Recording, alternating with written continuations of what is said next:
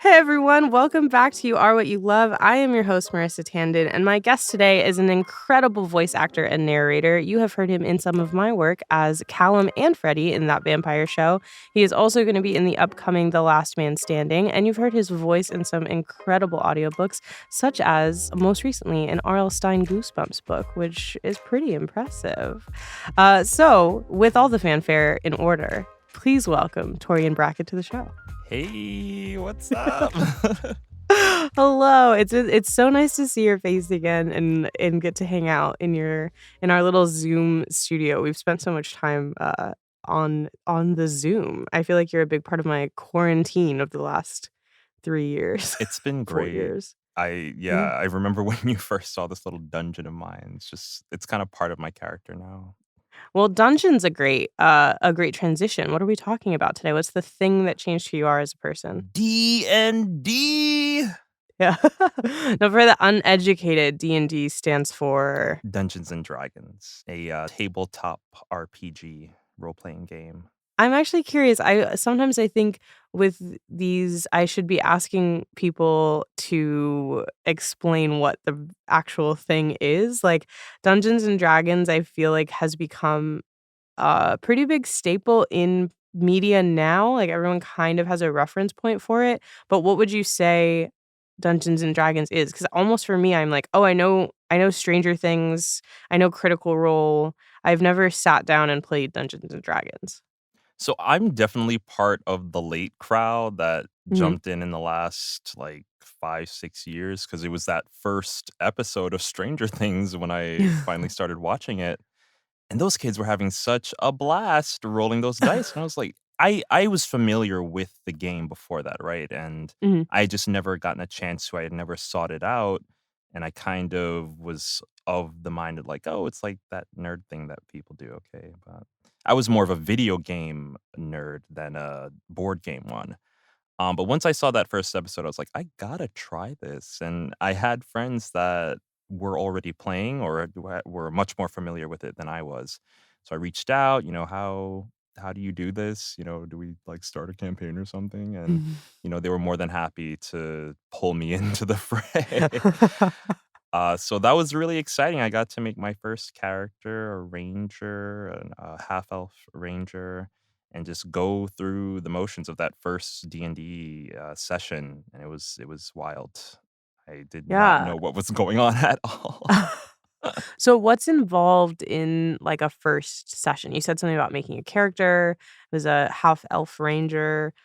Yeah, there's so much to, get into, and so for a lot of times for new people, it can be kind of overwhelming because there's rules for everything, right? There's a process you go through for making a character, picking their background and their abilities, their class, and all this stuff, and there might be a little more to do if you're a spellcaster and picking which ones you have to start off with, and besides the mechanics of it, there's also the creative part of it is just coming up with who this person or thing is and their backstory and how did they end up at where your campaign is starting. So a lot of people, it really varies. Some people will write like a couple sentences like, "Oh, I'm a loner and you know, I'm trying to find my way in the world. My parents abandoned me," that kind of thing. Or you might have someone that's writing essays about like their brother and the stranger they met on their fifth birthday and all this stuff going into the first session. So a lot of people come into it a lot of different ways. I think it's a really great actors game. I Mm. tell everyone it's my weekly improv group that I meet with because you just get to sit down and play pretend with people. So it's a lot of fun. Yeah, I'm curious about you said that the first thing that made you wanna try it was watching Stranger Things. So, did you watch Stranger Things when it came out? And that was so I guess that was, what, 5 years ago at this point? Yeah, I mean, not right on the release. It may have been a few months into it when, the hype was just really crazy. Like, you have to watch Stranger Things. Mm. And so I finally was like, all right, let's see what's going on. And it was just really enthralling and just seeing how much fun they were having. It's like, oh, and I had never watched a D&D session play out. So Mm. getting to see what it actually looks like or, a really dramatic version of it, it was nice. It got me excited about the game. Yeah. So you had friends that were already playing. I do think there's something nice about, like, in the first season, obviously Stranger Things gets huge after, like, but the first season really was a sort of mystery, like a kids on bikes vibe of a small kind of adventure, and that was mirrored in their D&D game. So I love that, like, your first version of D&D was this massive, like, high stakes situation of, like, in the midst of it all, there's just 4 kids playing some cardboard tabletop games. Oh, it was so special. And that's actually it's funny that you mentioned that because with how big D&D has gotten these days with things like Critical Role that you mentioned, sometimes it sets up people's expectations about what the game is supposed to be Mhm. versus, what might end up happening at their table because, anyone can jump in, anyone can play, and oftentimes it's not as, intense and dramatic as you might see in media where it's, like, designed to be that way for entertainment, but you can Sure. still have a great time with just, like, your friends had, chitting around doing whatever. So, yeah, a lot of people, I think they come into it thinking it's gonna be one thing, but they end up making, like, you end up making your own adventure, your own game, and I think that's the biggest part of Sure. why so many people love it, like, no 2 tables are the same.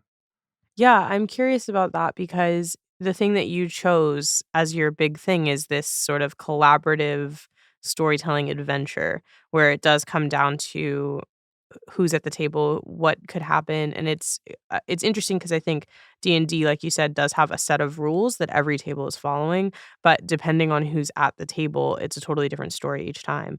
And I think, again, to use the Stranger Things version of it, you can see that mirrored in each season because seasons sort of 1 through there's 4, right? So, like, there's Yeah. seasons 1 through 3, you've got the kids DMing their own sort of game, and then this most recent season, you have Eddie Munson, and it's such a different such a different adventure at that point. Um, but I'm curious about for you, you said that you kind of already had friends playing the game and you just sort of joined in with them. How did it work to become the new person at the table, that new element? Well, what ended up happening is we did, kind of a fresh start. Mm, It was just 3 of us at the time, 4 of us, sorry, and so we did what is commonly known as a one shot mhm. where, it's the story is designed to begin and end in that one session, so you're not committed to years and years of dice rolling, so which is great for new people that wanna start out, so we were able to do that, and, um, for me, I it's not like I was, like, completely fresh to, like, the fantasy world in general, so I had ideas about things that I liked and wanted to do. I've always been, like, a bow user in video games, that kinda thing, so that Mm, was, like, already my thing going into it, and so I knew, like, right off the bat, like, "Okay, I wanna do this, I wanna be this kinda guy, he's gonna get to do these kinds of cool stuff," and I had that image going into it, but of course the rules of D&D are specific to that and there are limitations with what you can do. So there was some adjustment for me and getting used to what was actually, how you play the game. But I still had a great time and getting to see, how it's played and the RP of it and all the mechanics of it. It was overwhelming to start, yeah. but it quickly became really fun. And so I'm still after that one shot, I did a proper campaign with some other friends from college, and that went on for a couple of years actually before it started to fade away. Everyone gets super busy with Mm, their lives. And then after that, found another group of people, and this was shortly before the pandemic. So it started remote with a few people that actually live in Texas. mhm. Um, and it's been going ever since the pandemic forced everybody to sit at home. So we were able to still play every Sunday, and it's still going. So this is like, oh gosh, coming up on 4 years now we've been going. Wow. Yeah. So yeah, it's been great.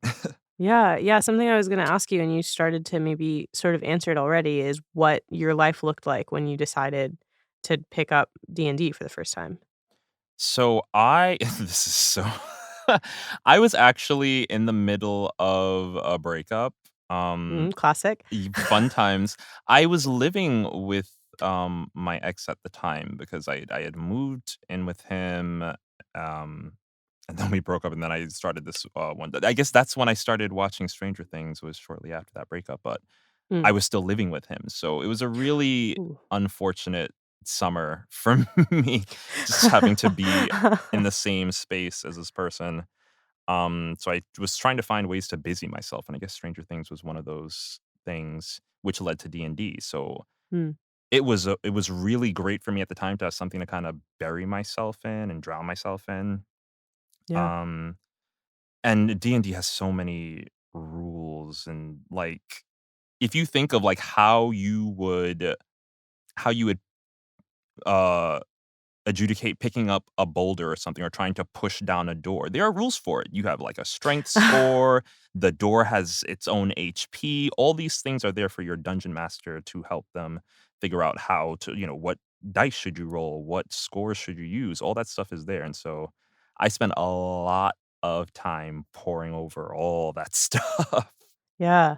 Yeah, so sometimes, like, it's interesting because you talked about coming from, like, a video game obsession, and all of that's already built into the programming, so you don't have to all that exists, like, all of that gaming and, like, having to have a certain level of strength and figuring all those different things out, they exist, but you don't have to personally process it necessarily, to determine it. So it sounds like you were getting very obsessive about every little possible fact to learn. Very. And well, because I mean, as much as the rules are there, it's still very open-ended. Like one of the Mm, main things you see repeated a lot is like the first rule is that the rules are really just a guideline. And yeah, so a lot of tables will actually use different sets of rules or throw away things that are in the book. Like, oh, this doesn't really work for our table. Oh, when you roll a one, we do this instead of that. sure. So every table is a little different in that way. And some tables homebrew completely new rules that they Yeah, use. So for me, I really liked the structure of like, okay, this is what's in the book. This is how we should play, right? And then, you have to be able to adapt when you're jumping into a new group of people because they might not play the same way as you. sure. Yeah. So it sounds like you are in, at that point, a living situation from hell itself. A little bit. Um, yeah, It was rough. yeah. Um, I like this idea though that instead of instead of escaping into something that is like maybe a classic breakup of like ice cream and uh, And I like a vodka and cocoon and drugs. like yeah, and like just like the worst of like never coming out of your room. There's almost something very nice about like you escaped into something that you actually had to actively create. Like you pick something. I don't know if this was necessarily intentional or it's just what happened, but you picked something that was instead of sort of escaping and not existing, choosing to escape by creating with a community. Like it's not something that you could have sort of done by yourself and sat alone in a room. Did you feel like maybe that was I don't know if that was intentional or if that comes from just luck of those people look like they're having fun and I'd like to be having fun? I think it was definitely that, like, it looked like something fun, but I think it was also a way to feel like I had control of something, Mm. and I started therapy during the pandemic too, so I've done a lot of work on this, but, being able to go through this game with all these rules and working hard to understand these rules, it's like, "Okay, I have an expectation about how this is supposed to go." That is comforting being Yeah. able to know what's supposed to happen when you roll this natural 20. Okay, that's gonna happen every time. You're not gonna get pulled under the rug by your ex. So that was, I think, definitely subconsciously I was drawn to that sense of, knowing what to expect in something like D&D, which is really nice. And that there's even more expectation in video games because it's all programmed. Yeah. It's gonna happen every time no matter what. It's a little more loose in D&D because you have a person that, depending on the day, they might do or not follow a rule, you know? Yeah. There's something, you probably know this better than I do, is it's about your own self, and as you said, you've been going to therapy, but it seems like you chose something that a video game you actually are the only person in control, and you instead chose something where you actively are giving control over to someone else who, like you said, is a person who's an absolute wild card to some degree. Um, and there's something kinda nice about the fact that instead of escaping, like, it gave you something to control, but you also did it with an element that required trust, to some degree. That's I had not thought of that before, but yeah, that's absolutely right. Breaking out of the shell a little bit. Yeah. Yeah, and, I mean, if it's of course, if it's with people you already know, people you already have that trust with, Sure. it's a little easier. There were definitely times with my latest group because I haven't met these people yet.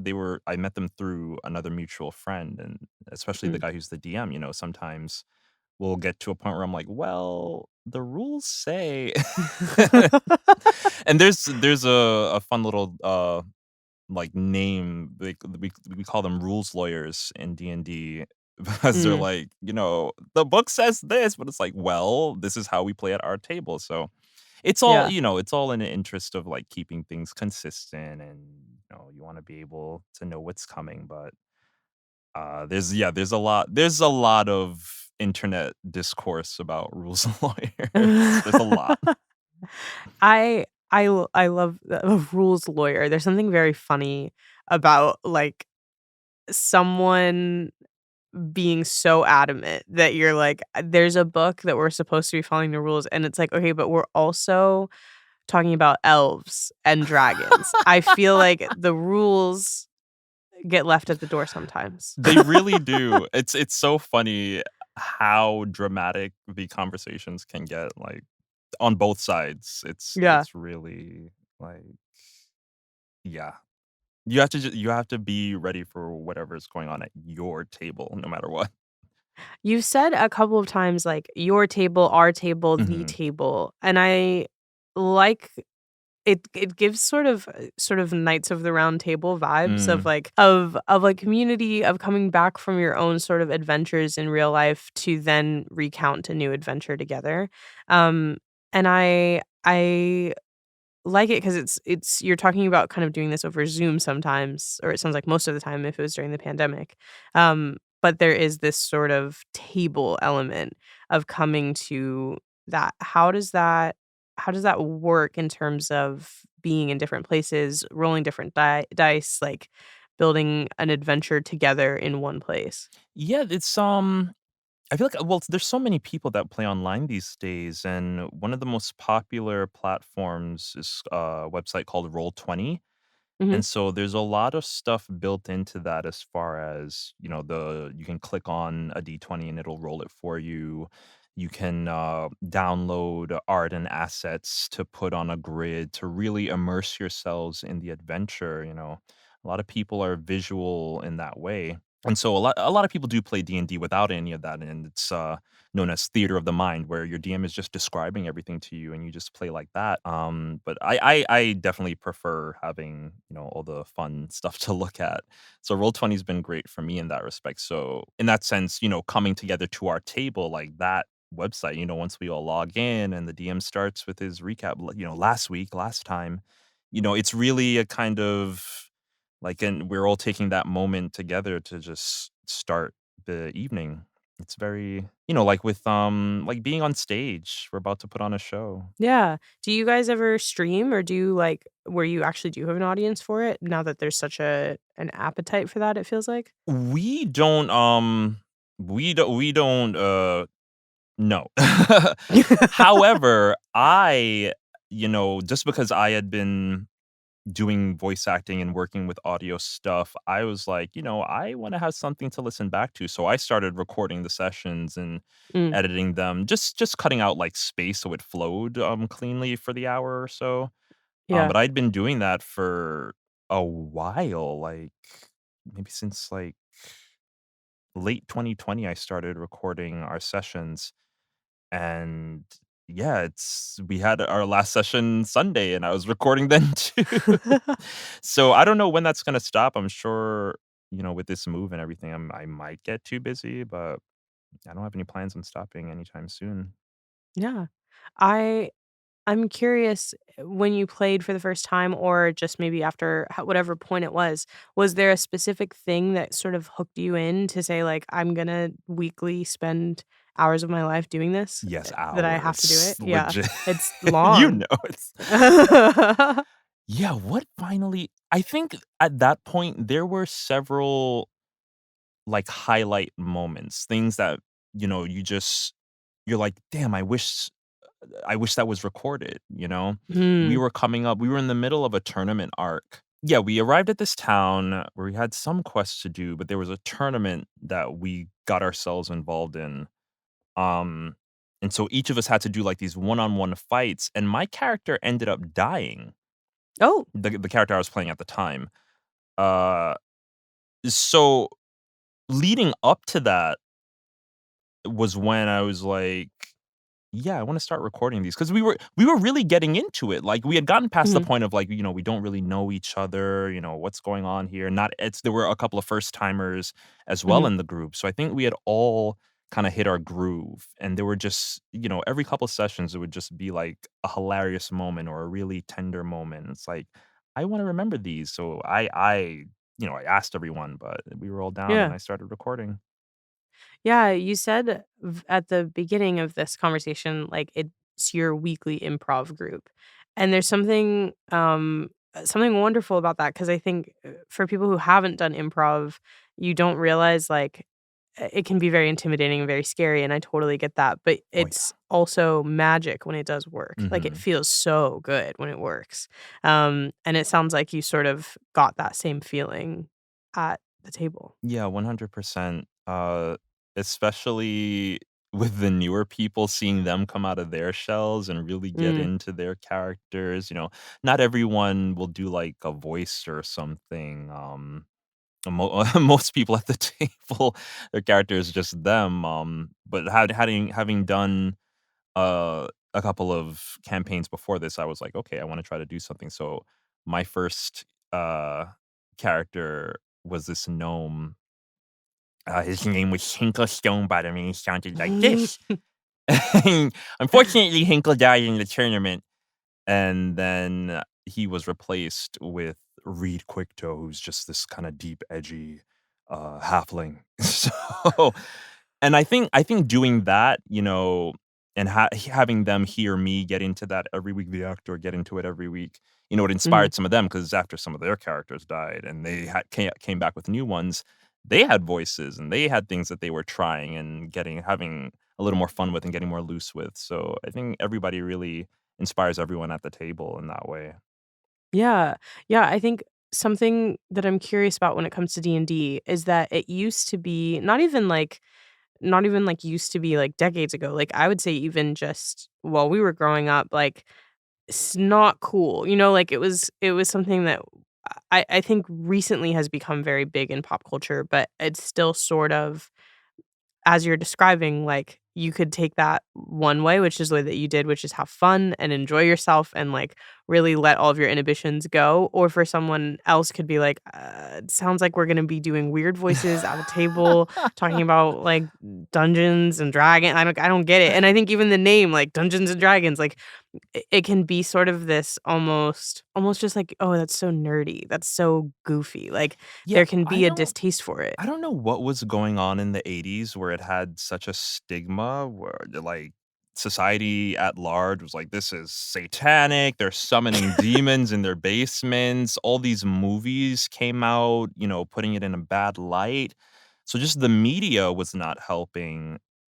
And I guess that kind of bled into like normal society and normal like social circles. So all the Yeah, kids that were playing D&D when it first came out, it's almost like they had to hide it. And I'm not sure when the shift was because it had to have happened before Stranger Things. Like Stranger Things really like blew it up, pushed but it out, at yeah. some point after that it was just more okay, but I don't know enough about the history to kinda pinpoint that time. Yeah. Well, I do I it is wild now because it's so much more pop culture. Like, you have a massive movie coming out called Dungeons& and Can't Dragons wait. starring, like, oh my god, I'm so excited. And I don't even play. I'm asking you, like, basic questions about, like, about how the game works, but, like, Chris Pine as a little, I don't even know what he's, a bard, I think. Why not? I'll be seeing it. But yeah, now it does feel like it's this mass market thing that everybody is aware of. I think, uh, from, like, an outsider's perspective, Critical Role was a big part of that, like, a couple of those big live streaming things were a part of that. But I also wonder, like, it does have this same element that's sort of, it's just, to play, you have to be incredibly enthusiastic, just in general, about what you're doing. And it's sort of what we've talked about a lot on this show, which is that, like, if you're too enthusiastic about something, there's some sort of line that we've all, had drawn for us, not Hmm. necessarily that we've drawn ourselves, and once you cross over it, it's like, "Oh, that's okay, we get it, you like it." It's a lot. Oh, no, yeah, I had one of those moments with my, not the one shot, but, like, the campaign right after that.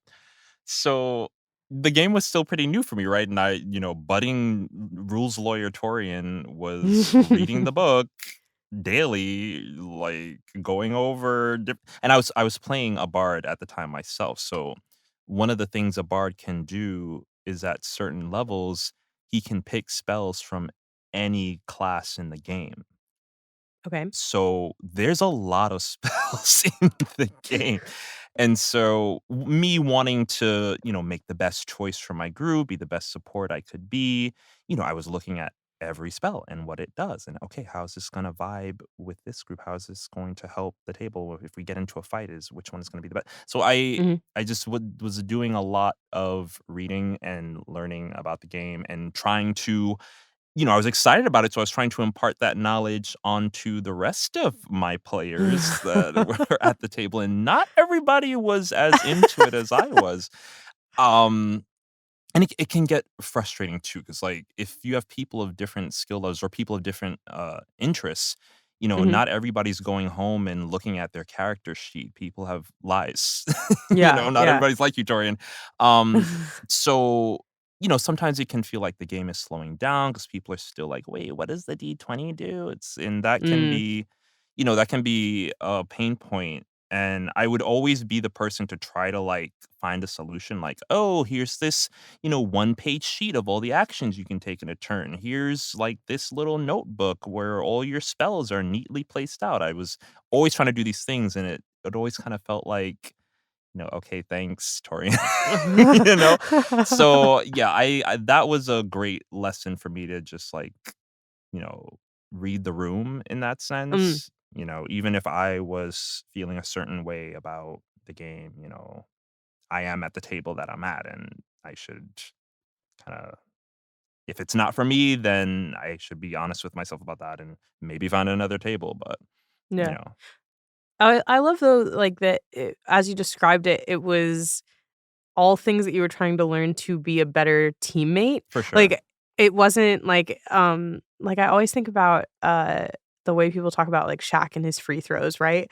And they're like, one of there's, I can't remember what coach it was, but someone basically was like, it's not that he doesn't practice, it's that he learned how to do it the wrong way, but he is in the gym for hours trying to, like, nail his free throw, and he just can't do it, but, like, he really, really wants to, and, like, he works his ass off to do it, but it's also these little things where it's like, okay, if he can spend hours after obviously, like, intense level high level NBA practice, he's like, "Let me just stay for another 2 hours and do nothing but shoot free throws to be a better teammate."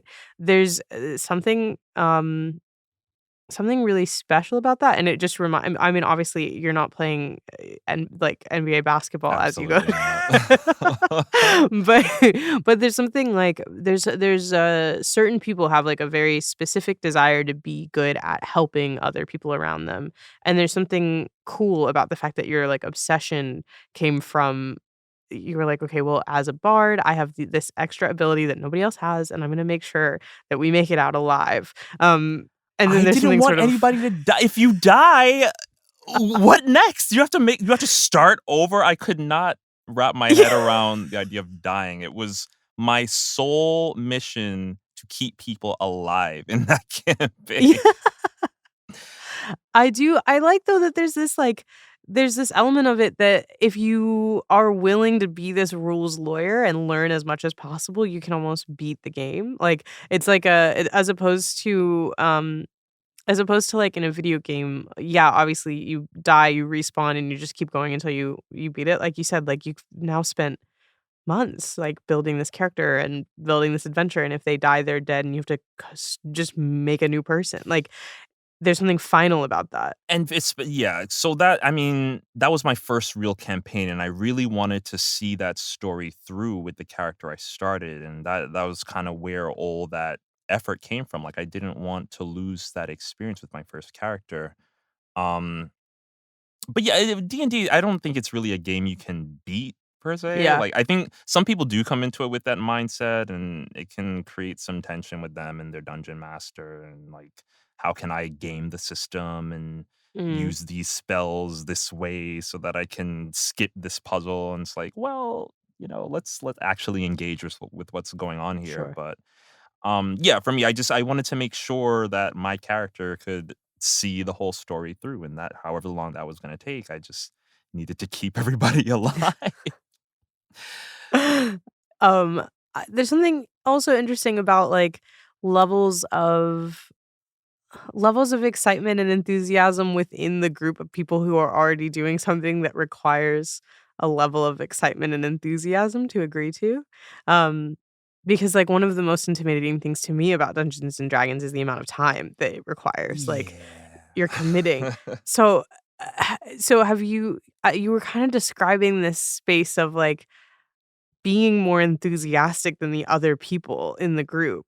And how does that does it feel like there's this level of, like, some people are doing it as a hobby, some people are, like, really into it, some people sort of could take it or leave it? Like, how do you manage that in your experience? That is definitely a challenge for especially the dungeon master, because they're every week, or in between when you're playing, they're literally making up a story. Like, what happens Mm, next? Who are you gonna fight this session? And what am I gonna put in that's gonna engage everybody? Not just the person that's super excited, but the person that just thinks rolling dice is fun. Like, yeah. how do you match all those expectations? And that I've never DM'd before. I don't know that I have that talent, but, I really, respect the people that do it often and who do it well.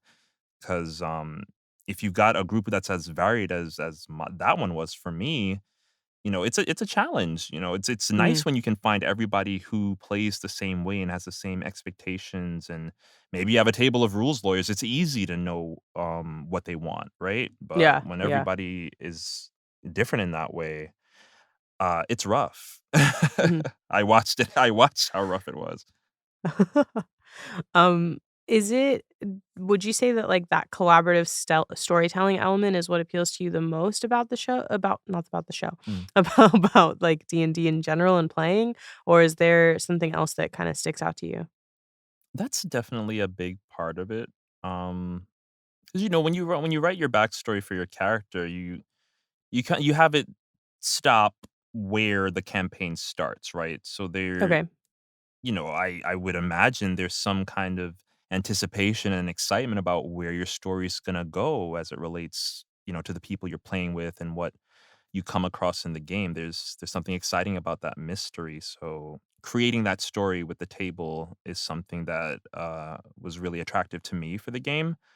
But then as a gamer, the rules and the mechanics and how everything interacts in this big system, you know, seeing things, seeing people cast spells that I hadn't seen in play before, and how's that gonna Mm, work while there's a giant fire pit on the field, like that kind of stuff. Those interactions are really exciting for me as well. Um, so yeah, I love both aspects of it. yeah, Uh, yeah, yeah, it's all fun. yeah. Um, I am curious, like, as an actor, you're pretty used to having, like, a clear script, I Mm. would say. I hope, at least Most of most the of the time.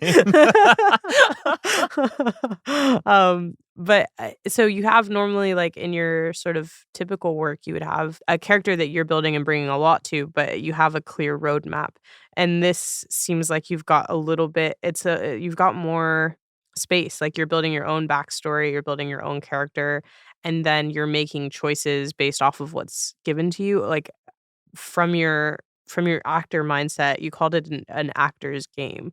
Like, how does it help you stretch those things?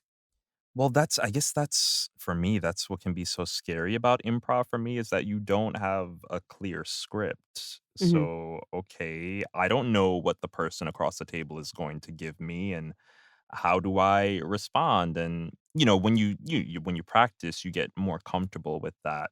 And at least with D&D, spending more time with these people at the table, you get more used to how they play, how their characters are behaving and you start to build expectations around these people and their characters. So that always helps. But starting off, it can be very like kind of awkward, like, okay, I don't know what these people are gonna do.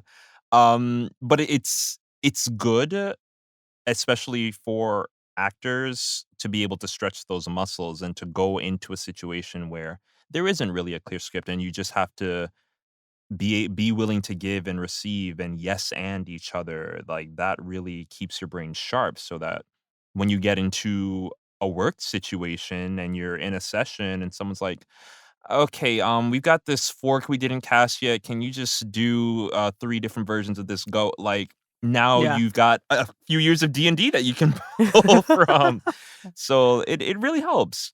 Yeah, yeah, you know what's funny about that is, I would say as someone who's worked with you as an actor, you are always ready to like, try anything.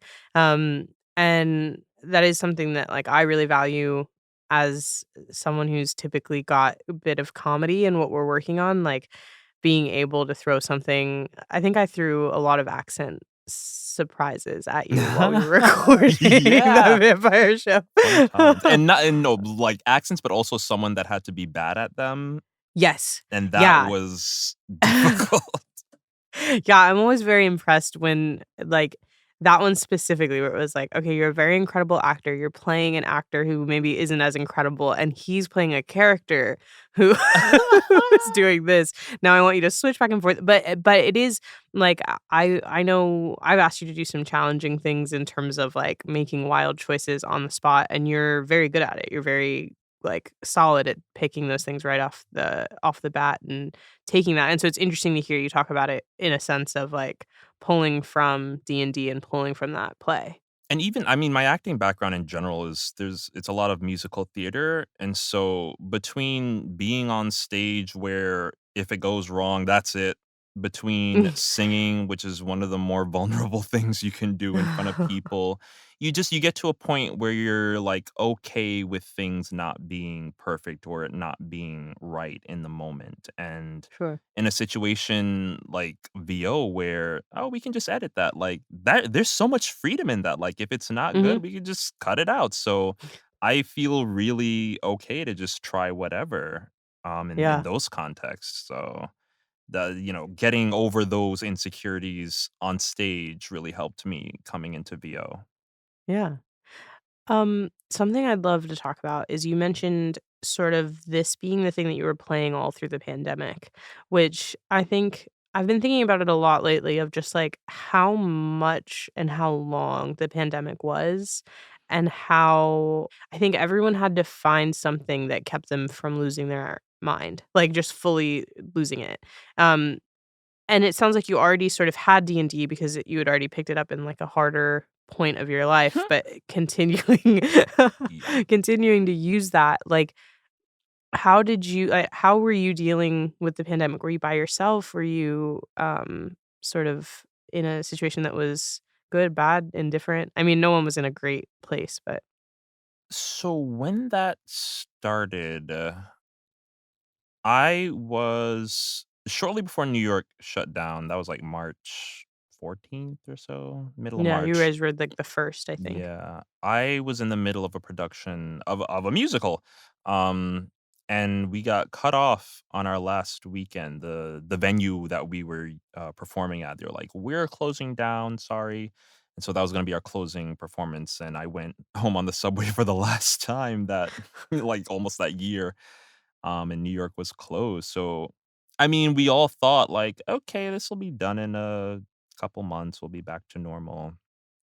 April came, May came, we were still home, and it was like, "Wow," and so, all my friends that I usually am online with anyway, we kinda were just, like, on vacation, we were gaming all the time, just chilling, Mm, and just expecting to wait it out, but it got to the point where, nothing was happening, and I started to think about, like, "Okay, what's my future gonna look like if this isn't going to change?" What can I do? What can I seek out? How can I still be creative in a time like this? And that's really where voice acting kind of showed up for me. I had reached out to someone who I knew was doing it and asked him how he got started. And he was gracious enough to let me know. And I just kind of took it from there. The same way I poured into the D&D books, I poured into voice acting and all the Facebook mm. groups and all the websites and all these things. And just, okay, how are people doing this? How can I do it? Okay, let's do it. And then so through all of that, you were also playing D&D with the campaign that you're playing now? I was meeting, we were always playing every Sunday evening, so that was going on, and I was also starting voice acting. Like a new career, yeah.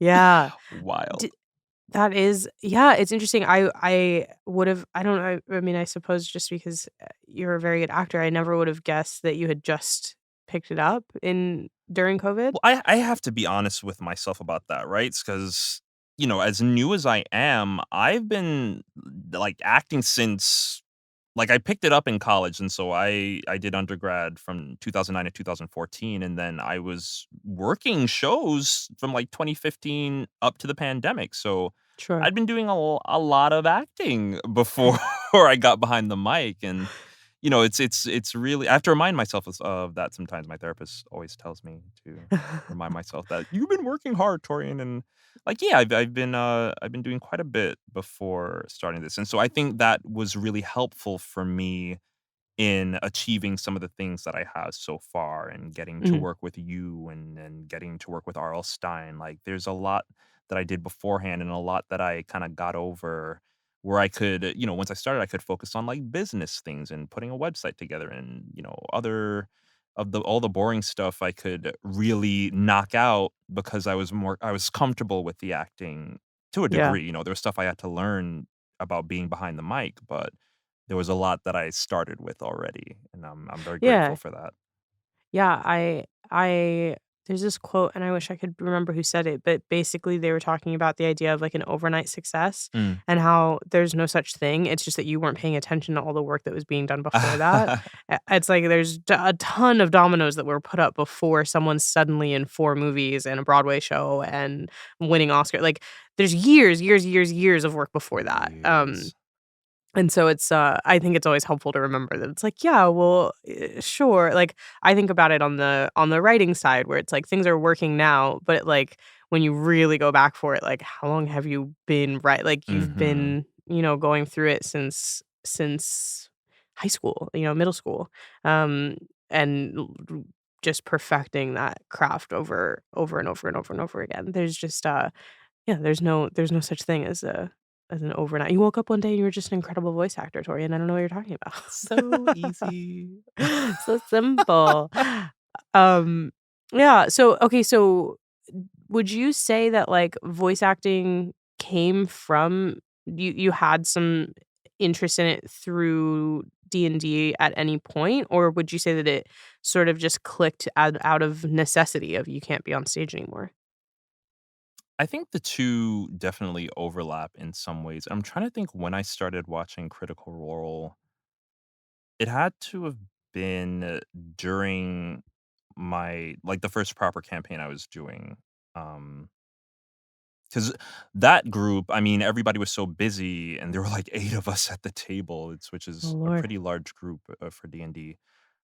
So we only played every, like, couple months or so. It was usually you're playing weekly, but there was so much time in between our sessions, I was, like, finding other outlets, and Critical Role was one of them.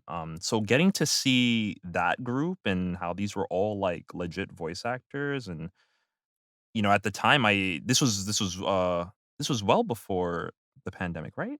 Yes, yeah, because once the pandemic started, we couldn't meet in person anymore, but we were Right. meeting in person at the time.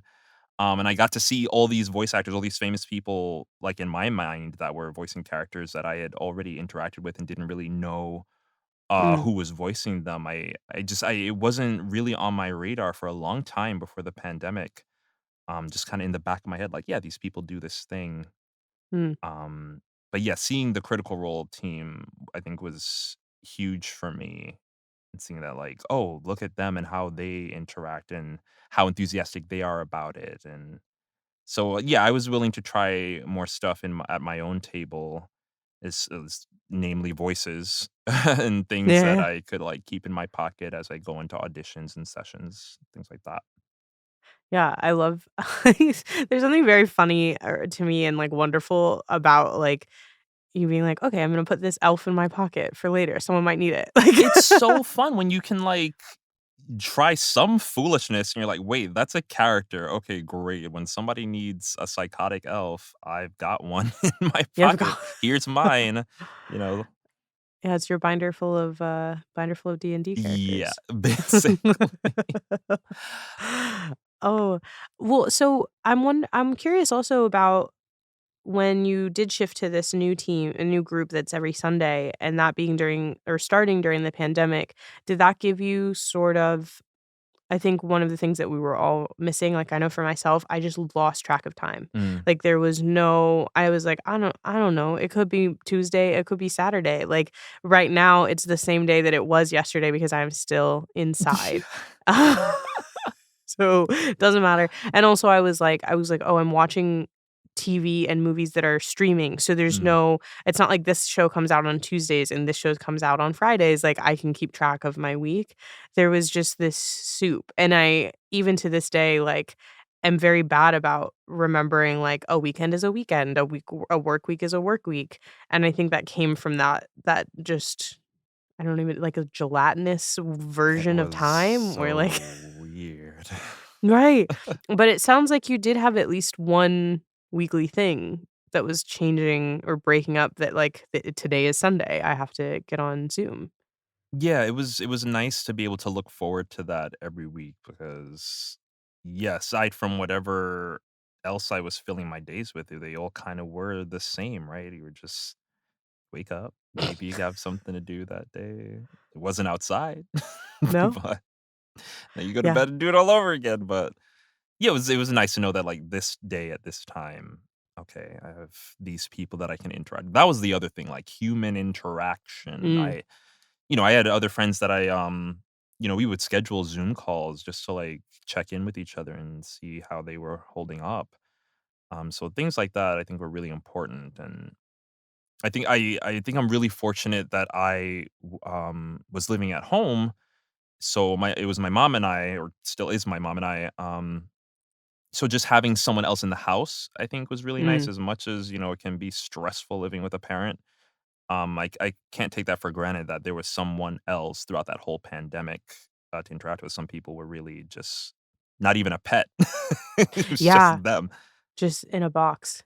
Yeah, yeah, I think that human interaction is I know I was like we would watch there was like, I don't remember what it was called, I think Scener, like, you would set up and you could, Oh, like, yeah. sync up your movie stream at the same Yeah. time, but yeah, there's almost something wonderful about you already had this group that was together, and then Yeah. there was, like, a piece of before the end times that was still clicking in. Yeah, it really helped keep my sanity that there was just, there was always something or someone around to reach out to. I don't think I ever really felt, like, alone during the Mm, pandemic. There were other things going on. I mean, all the protests were going on that summer, and, that was a huge catalyst for me starting therapy, but as far as, like, kind of the cabin fever thing, I didn't really yeah. have that going on. Yeah. You've talked a lot about kind of starting therapy, like it's come up a couple of times in this. And I think a lot of times we don't necessarily talk about therapy and mental health in a way that especially in the artistic community of like, well, it's part of your work. Like you can channel it in to to what you're doing and it'll make Use you a it. better yeah, it's like I actually I remember I had I had a I when I was first starting out my freshman year of college, I had a meeting with a working writer and we met up and I, told her about my life and she was very cool, very, very wonderful and very helpful. But she also asked me a lot of personal questions just off the bat. And was explaining that like you have to be comfortable talking about these things to be able to work and like be able to get these jobs because that's what will kind of stand out about you is if you can tell someone something different. Like everybody that you're competing with went to film school. It's like you have to say something that's specific to you. And it sort of felt like that personal statement experience again where you Interesting. have to like put something down. But something that she had said that kind of, like, stuck with me, and I think it encapsulates that feeling of, like, use your trauma for work, was basically, like, I told her this thing that had happened, and she was like, "Oh, that's it. That'll get you into rooms." Um, and I still to this day think about it, and I was like, "Oh, I don't necessarily want that." Like, it took me a while to realize, like, I don't want people to, like, grasp onto that Like and say what? that this is the thing, right? But I do think there's, like, this idea where it's like, "Oh, if I go and fix what's wrong with me, I won't be as good of a writer. I won't be as good of an actor because I'll have less darkness." And I think it's wrong, It's a first of all, but, horrible like idea. Who but I said do that? it's horrible. I think it's a wrong thing, but I do think it's, like, very prevalent in the type of work that we do, that there's something negative about sort of being more comfortable or going to therapy. And it sounds like you recently or not recently, but, like, started, like, did you have you experienced that? Is there something that made you decide, like, it's time to figure it out, time to talk to someone else? I'm so stunned at that being a thing. Like, if you go to therapy, you won't be I think it's the complete opposite. If you Yeah. are able to get more in touch with yourself and your emotions, you're a better actor for it. Mm, For me personally, I was witnessing what was happening the summer of 2020 with all the protests and feeling very helpless because I didn't mm. want to physically get involved. I was very concerned about my physical health because people were getting harmed at these Yeah. protests. Yeah. But still, feeling very personal about everything that was going on. And so I kind of dove into a lot of research about like police and just harassment and all this stuff and like why does this keep happening and what laws are in place that let these people keep getting away with this stuff. I went another the same deep dive I did with D&D, the same deep dive I did with voice acting. I did another deep dive into like police unions and stuff. It was crazy. I had a, a wild week. Um so there was that. There was like, not feeling like I was a very good communicator and not being able to access my own feelings with like relationships and with like family relationships, especially my mom. So a lot of that kind of just stacked up to me being like, I need to talk to someone. And Yeah. it's hard for a lot of people to get to that point where they can even admit that much. But I think being forced to kinda sit down in the pandemic and just be with my thoughts for almost a year, Mhm. a lot of people had that time to reflect, and, therapy kinda came out of that, and I'm really glad I started it because it just gave me another thing to look forward to every week. I had D&D on Sunday, and I had my therapist in the middle of the week where I just had an hour for me, Yeah. and I could talk about whatever. It didn't even have to I didn't have to have a revelation every week about Yeah. myself. We could just talk about whatever, and that was nice. That was really nice. And it's just gotten better and better. I ended up switching therapists kind of maybe a few months into when I started. Just because the way their staff was, they had to shift me around. And so who I've been with since then, she's actually a gamer too. So Mm, like, a lot of times, we're just talking about what we're playing, like, "Oh my god, did you see the new episode of whatever?" So, it's very chill, but at the mhm. same time, there's that, like, goal of, like, "Okay, what do we wanna work on? What are your overall goals? How can we help you reach that, journaling has been really huge for me and, like, getting things down on paper and processing my feelings, like, journaling is great for that, so highly recommend that for people. But yeah, it was really nice to have that outlet with Yeah. everything that was going on at the Yeah. time. Yeah, yeah, not a great year, I would Wild year. say. Yeah, yeah, I think that was something that was hard to talk about at the time was, like, the idea of I don't feel I don't know how to engage with it because it's like the protests are dangerous. And I think that was a hard thing to talk about in general. And finding oh, I mean, all of it was hard to talk about, but in general, just like finding the space to be able to say, like, I don't know how to even engage with this conversation. There are too many different ways to do it. And There's a lot of I guilt. yeah, yeah, I think it was like it is affecting everyone, and it was just a hard moment to say like, "Okay, well, I don't feel safe going to a protest," or I just am bad in crowds. There's also a pandemic happening. Like, there's no right answer of how to deal with it, but there's each choice feels like the wrong choice, Yeah. and it it sounds like you did find I mean, I'm very, uh, admirably, you found a way to say, like, "Okay, well, I do need help figuring it out," which is good, I think it's a good Yeah, step. it hit a breaking point. I was like, "This is not a one-man job anymore."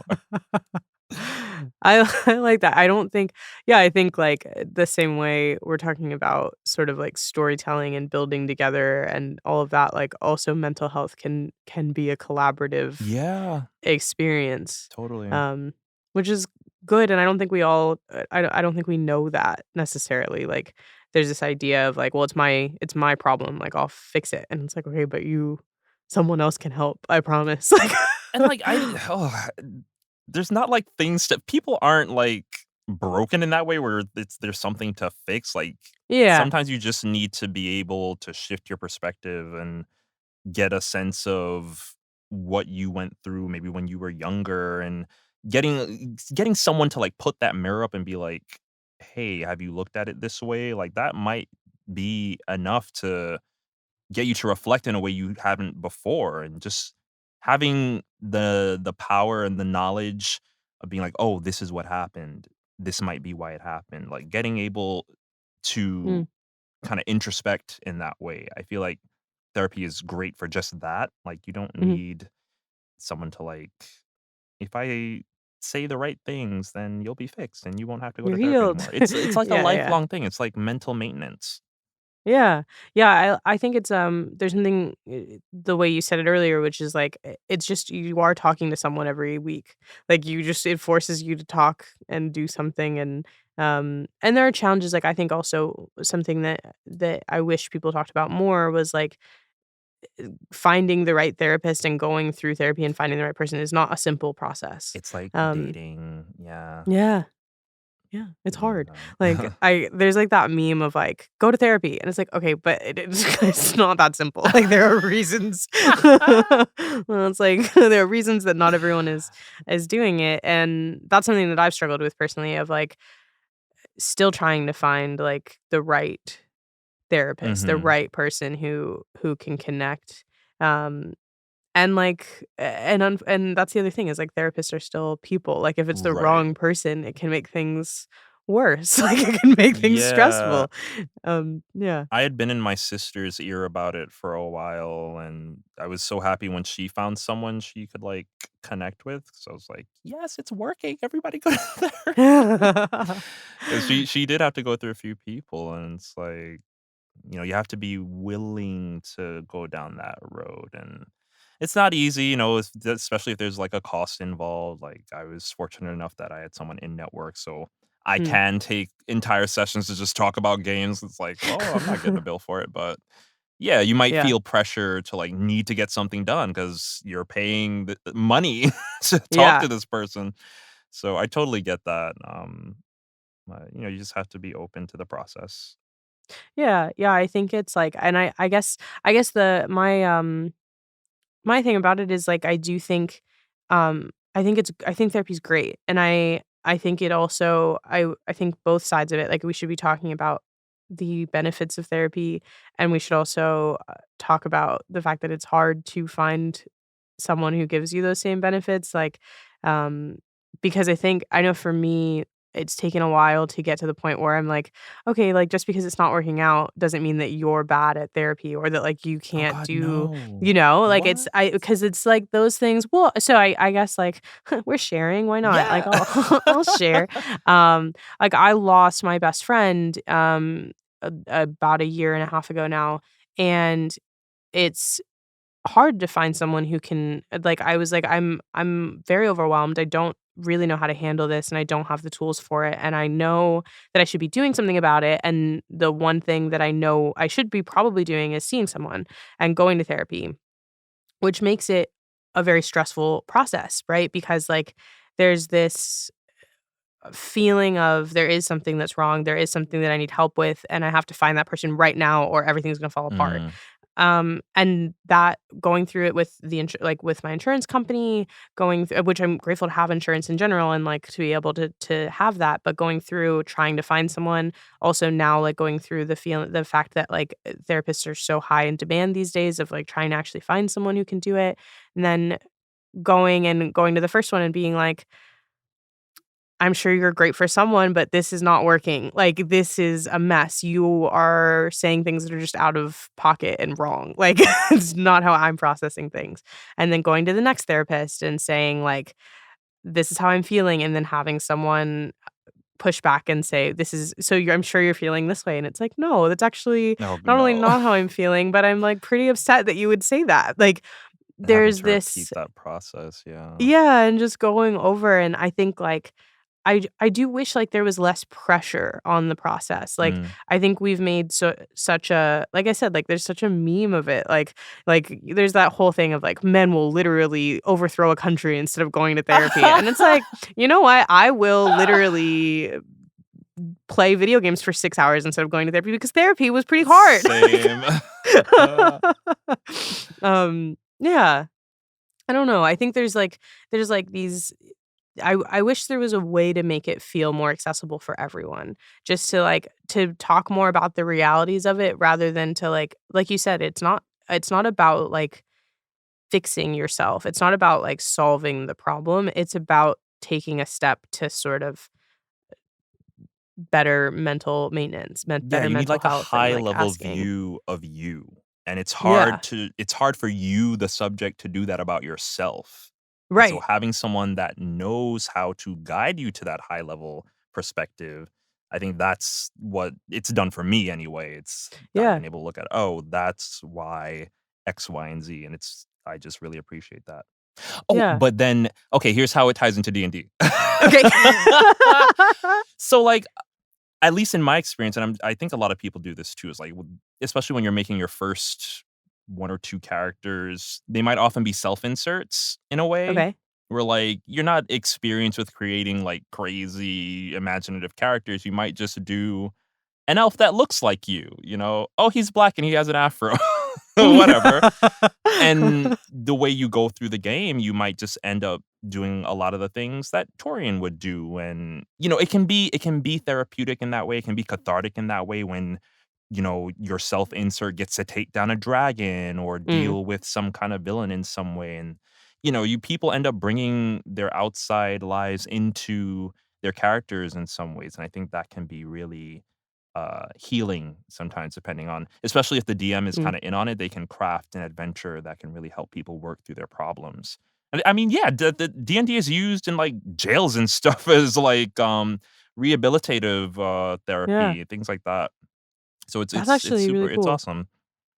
Yeah, I think, like, we talked about this in Ella Watts's episode, which is the Mortal Engines episode, about how, like, fiction in general can help you start to believe in a world where it's different from the world you're in. At the very least, it just allows you to sort of imagine a world where this thing is not happening and this thing is happening, and there's, like, a better space. And so there's something very very specific about also getting to have a hand in creating it as opposed to just like, I think sometimes that's where fan fiction comes from or where, Mm, those types of things come from, where it's like, okay, I really relate to that character. I really relate to what's happening on screen. I relate to how they're dealing with their problems. I'm not gonna address why I feel that way. I'm not I'm not gonna process my own personal feelings, but I am gonna write 100,000 words of this character processing trauma that seems to be very specifically similar to the trauma I am not processing. Like, there's something really cathartic and specific yeah. about that. And the Yeah. point is, at the end of it, you feel better, which Yeah. gets you through the next day. So Yeah. Yeah, I love the idea of, like, sort of building a character in a campaign. There's almost something, um, I don't think there's necessarily, like, a right way to do therapy or do, like, healing, and one of the things that you're talking about is, like, almost like a group taking care of each other and yeah, knowing that everyone has something to get through. yeah. Um, and I love the idea of, like, a a GM being like, "Oh, I know that person is clearly trying to process this horrible thing that happened to them. Let's do that in a fantastic experience, like a Isn't that fantasy nice to have world." someone facilitate that for you? Yeah, So, really love that. yeah. Do you think that was part of opening maybe consciously or subconsciously opening you up to having a therapeutic experience that did not have that sort of, fiction element involved in it of being like, "Well, maybe I'm sort of already experiencing that?" I don't think I conscious well, no, because my DM was not facilitating those types of experiences in that campaign. So yeah, it was definitely a conscious effort just because of everything that was going on in my Yeah, life at the time, sure. but I can definitely see it happening at tables where, Yeah, you have a DM who is conscious of what their players are going through in their lives because they are just, already friends and not strangers on the internet, and they can, put in the effort to help somebody process something going on because their character is just a reflection of them. yeah. Oh, I So, actually think that's quite yeah. a beautiful maybe place to end on and ask you my final question because I've got the warm fuzzies. Yeah. Um, so the question I always end on is if you had never played D&D, what would be different about you today? Mhm. I'd probably have a few less characters in my toolbox for voice acting, but I'd probably just be doing a lot more gaming. Yeah. I'm not a huge tabletop guy, so D&D's like the biggest one for me, Mhm. and if I wasn't doing that, oh gosh, I'd be missing so much because it's such a great game. Yeah.